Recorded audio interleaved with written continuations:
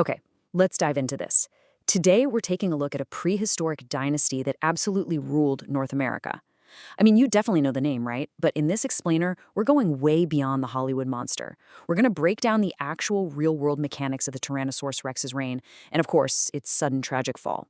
We're going to unpack the whole shebang, the anatomy, the environmental strategies, and those day-to-day survival tactics that let this unbelievable creature sit at the absolute peak of the food chain for literally millions of years.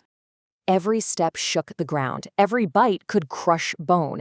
Just take a second and picture that landscape 68 million years ago. Now, the absolutely biggest dinosaur wasn't necessarily the deadliest, but this specific apex predator, it ruled through sheer, terrifying physical presence. Everything, and I mean everything, in its ecosystem felt those heavy, rhythmic footsteps way before they ever actually saw it coming. We're talking about an environment where survival literally meant constantly looking over your shoulder, because you just knew, that a single encounter with this animal was almost certainly fatal. But this brings us to a really fascinating crossroads. Is the T-Rex truly the most unstoppable predator in Earth's history? Or has its legend kind of outgrown reality? Well, to answer that, we have to look past all those cinematic myths and dig right into the actual biomechanical evidence. We need to strip away decades of pop culture and look at what the fossil record actually tells us about its strength, its senses, and even its vulnerabilities. Now, what's really interesting here is the sheer scale of the thing. At 12 meters, that's 40 feet long, you're looking at a creature roughly the size of a city bus. A city bus built entirely out of muscle, thick skin, and just pure lethal intent. I mean, to dominate an ecosystem for millions of years, you need a physical presence that simply cannot be challenged.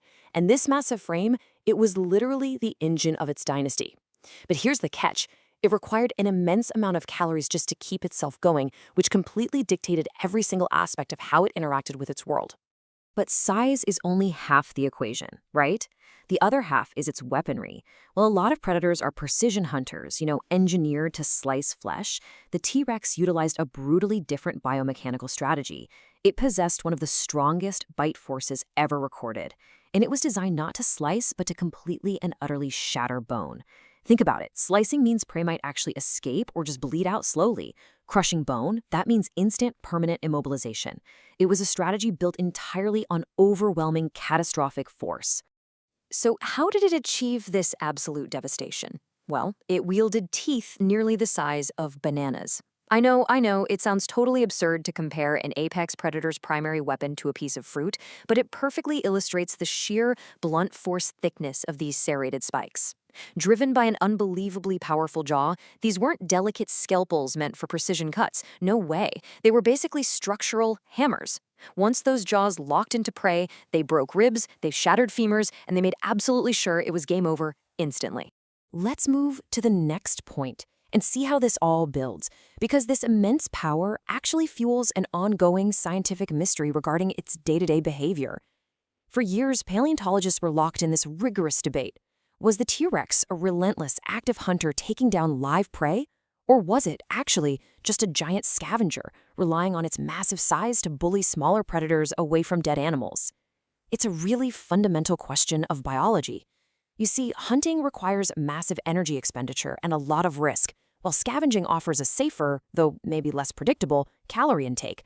So the crucial point is, the truth is, it didn't actually have to choose. Today, all the evidence points to a highly, highly adaptable survivor. Yes, for sure, it was powerful enough to aggressively hunt live prey when necessary.